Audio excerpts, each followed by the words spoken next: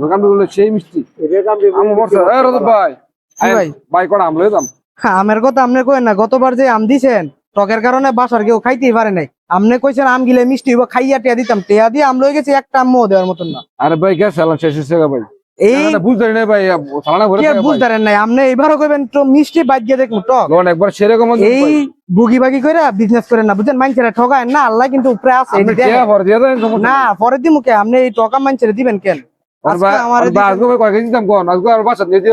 না না না না, দরকার নাই। ভাই আল্লাহর রাস্তায় মাইনছেরে ঠকায় না, বুঝছেন?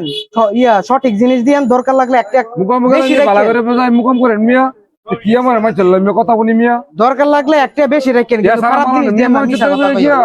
ইশালের যে ভাই ভালো পড়ছে ওই যে বড় মিয়া কো ইয়া কথা দিতে না কইয়া বড় নিত না কাটে খাওয়া দিব ভাই আর লই যান ভাই আগে বাচ্চা দাম দেই ভাই লই যান দেখছেন মিয়া ব্যস্ত না মিয়া বুঝছেন বালা মন্ত্রী বুঝছেন ইয়া সারা মালা নিকে মিয়া না